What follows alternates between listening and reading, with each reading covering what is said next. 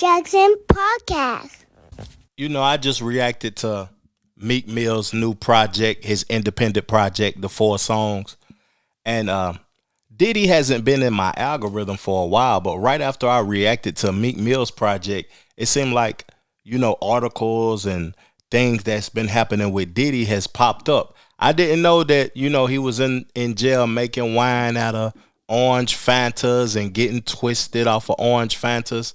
I didn't know that NBC used Diddy's testimony against him to respond to a defamation lawsuit. I didn't have a clue that Boosie was on the Breakfast Club talking about his relationship with Diddy and going to Diddy parties. So I wanted to tap back into this conversation and just react to a few of the clips and chop it up with my kinfolk and hope that y'all get into the comment section to further the discussion with me. Let's get to it. I want to know, I know you and Diddy were cool at one time. Have y'all spoke? Nah, I ain't speak to Diddy, but you know, Diddy was my partner, bro. You know, I feel like Diddy ain't never did nothing wrong, bro. I just feel like he didn't do nothing wrong. I'm mad at him right now, though. Man. Why you mad at him now? Cause he went on the fucking floor crying at the fucking thing. He was happy, Boosie. He was happy that the charges got dropped. No, he went on the fucking floor crying. He was emotional at some points in court. He went on the fucking floor and went under the thing, fucking crying. There was a nigga under there. Chin up, chest out, nigga. His baby. Fuck you mean you did it, nigga. They went back there laughing at you. Did you see that motherfucker down there in a fetal position? But And you got your churn in there, nigga. You a man. You stand up, But nigga. the biggest charges got dropped. He was happy. They He were was praying. 40, 50 years. He was happy. He dropped his knees and said a prayer. Bro, he was crying under the table, bro. He was happy the biggest charges got dropped. They were trying He to was give him crying 40, under the 50 table, bro. years. He was They crying raided under his the cribs table. And Diddy thought he was going home. He was crying under the table. I want to talk to Diddy. He need to call my phone. I need to ask him, why the fuck did you get down there under that fucking table and that? Because I've been riding with him. Mm-hmm. I've been riding with him. Yeah. I've been riding, but you got boys in there, man. You stand up, man. God then bless you. If you're going to jail, you're going to jail for something you got away with 1,000,000 times. That's why we go to jail. If we're going to keep it real. Nigga, you stand up, you're still blessed. Your mama, you everybody blessed. You don't fold, nigga, like no cricket. Let me ask you But like again, I'm expecting somebody to be like me. Let me ask you one question, Boosie. I ain't built like that, man. When you had left New York City and hooked up with P. Diddy, what did y'all do when you hooked That's up? the worst line ever, man. I skipped that line on the show. I get to tell them, put your hands up. Put your hands up. Yeah, P. Diddy, put your hands up. Put your hands up. Yeah, they on my ass about that line. Soon as he got indicted. What y'all do when y'all hooked up? Man, bro. Fuck you, Charlotte. You know what's interesting about what was said there is that he said at first he felt like Diddy didn't do anything wrong. That lets me know that Boosie is in a state to where he's willing to commit crimes and go to jail, and he's facing cases right now because, you know, you got to have freedom to express yourself, freedom of thought, freedom to do whatever you choose. But when those consequences come, as he said, head up, chest out. You got away with it 1,000,000 times. So when you got caught that one time, you got to keep your head up and your chest out because you know you've been doing wrong. That is factual statement because, you know, at one point in time, I was participating in street activities. It's been a decade ago, but, you know, I was participating in that. And, you know, I did the things that I was doing hundreds and thousands of times before I ever even got into a situation. So we look at Diddy based upon his Cassie situation, based upon the allegations and things that has been spewed about him. Imagine how many times he participated in the foolishness and got away with it. Imagine how many times Boosie participated in the foolishness and got away with it. Think about yourself who listening to this podcast right now. Imagine how many times you participated in the foolishness and got away with it. Real talk. You got to keep your head up and chest out. If you got loved ones, your family members, your mother, your children, your grandchildren in the courtroom watching you deal with this, they're looking at you. How you going to be able to handle this? Diddy is almost a 60-year-old man. They seeing him become weak. He probably was the strongest man they ever seen in their life. Billion-dollar nigga, capable of anything, making any dream that they dream about happen. And they see him hide up under the damn desk. Let me let Boosie continue to speak before I start reading the article and everything, because goodness. Man, fuck you. I ain't never been to a Diddy. I was traumatic. Them niggas, I wanted to go to a Diddy party. I ain't like You wanna be in there all through these years, like I was never, bro. Niggas never, and I've been around a minute since that shit was like niggas. Like, I ain't never get no invite, bro. And I fuck with Diddy a couple times, but nigga ain't never invite me, dog. Like I used to hear about that shit, like. Man, I would have showed my ass. Thank God you didn't. Yes, right. I got one last Well, I was question. saying, but the reason why is because he was facing 50, Boosie. Yeah, when he bent down, he was happy that he was he happy. So he bent down crying because he was happy. So the internet, That's the what I just told you. internet, He got the- the biggest charges, all the biggest charges that got dropped, and they told him that it was not guilty, not guilty, not yeah, guilty. the He thought he was gonna internet, get released. the internet put together two different moments because he was emotional when his kids stood up and they were begging the judge to let him free. Oh, I thought he cried and went under the table after It was he more got like- his time. It was- no, man. Boosie. He went under the He table was happy because the he was charges like, got I'm not about to dropped. spend the He rest thought of he my was going life home. in there. Like, thank you, God. Yeah, thank you, God. Yeah, got hit with Boosie. all the biggest charges was not guilty, not guilty. Oh, I just saw the thing when he was when he was like this. My bad, my That's why bad. your mama tell you to stay off the goddamn. Yeah, my bad, my bad, my. You know, the court and the legal system will use things against you to promote fear, to promote your weakness, to show your demise, to minimize you or whatever though. But it's interesting to see Diddy in that vulnerable position and bending his knee, bowing to the people who is making decisions over his life. I want to address something that, Boosie spoke about, because around the time when he had Wipe Me Down and all of those songs with Fox, Amelie, and Webby, and INDEPENDENT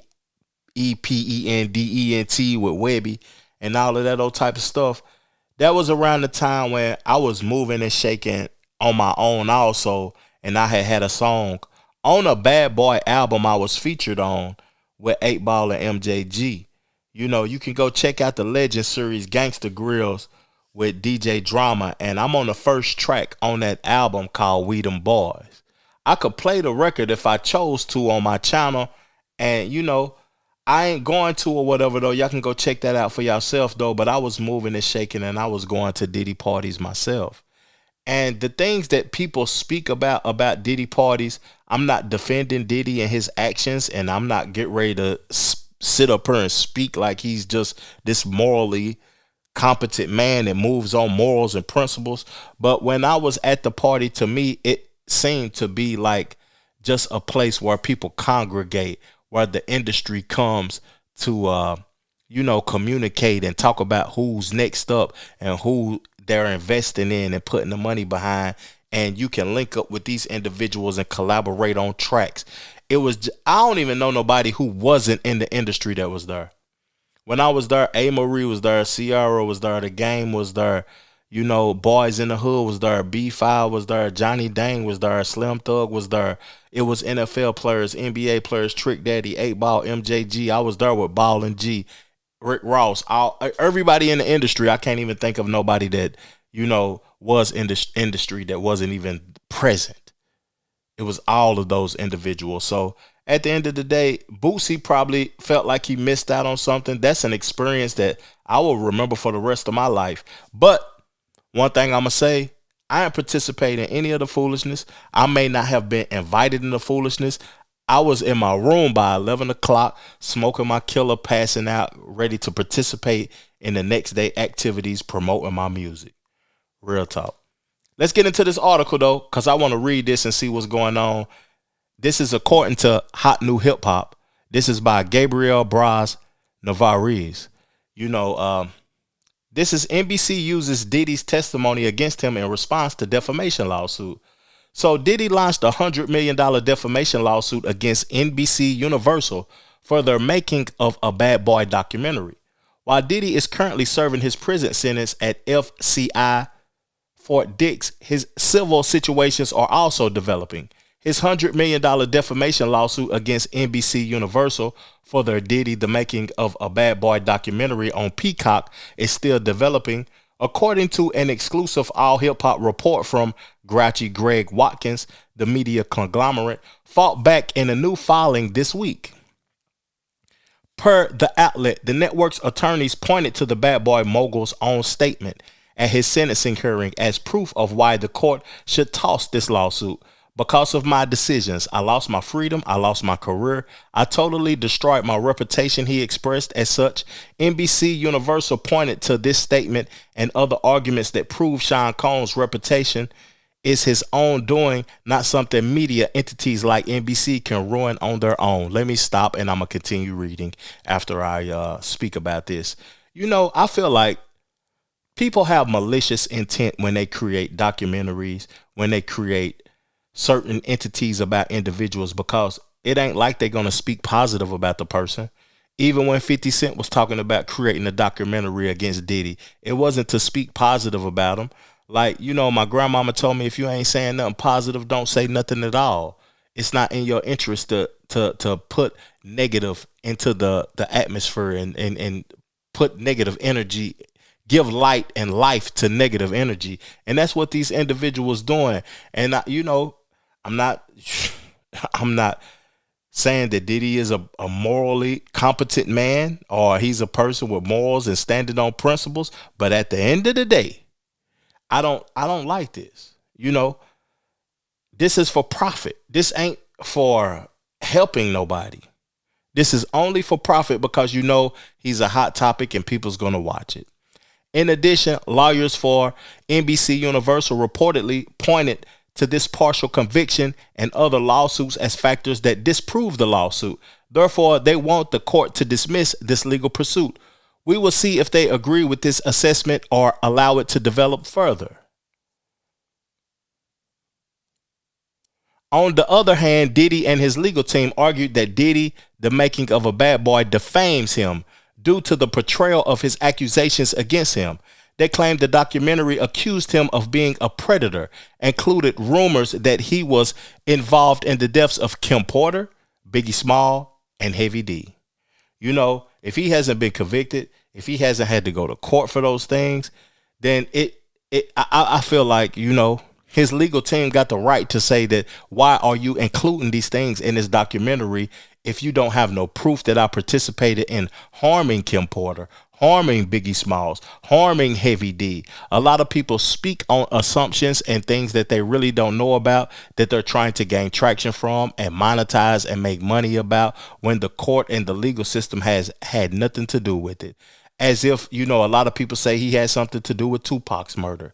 I don't do assumptions because you're not going to catch me in court paying nobody nothing. Real talk. Combs' attorneys also accused NBC Universal of rushing the doc for the sake of defaming him.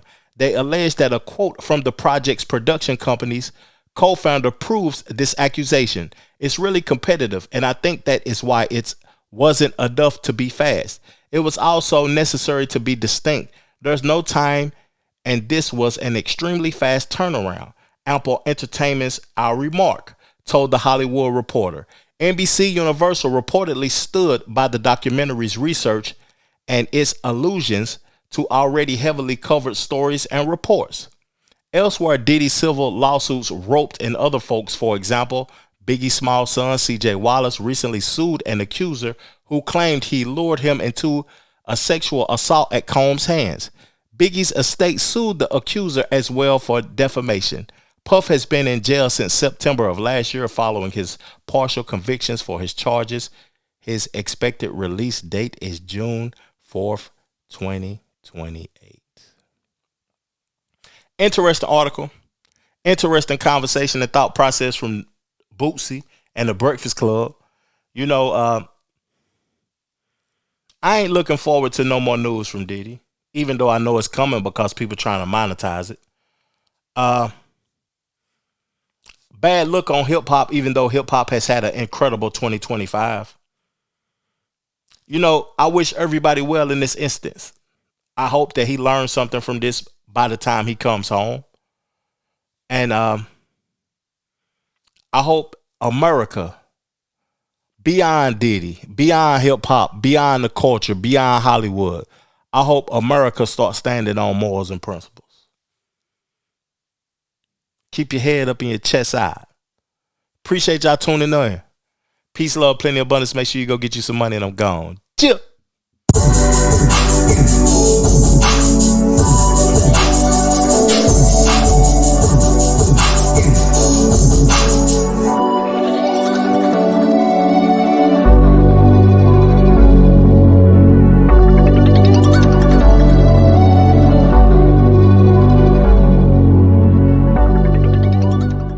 The Trevor Jackson Podcast.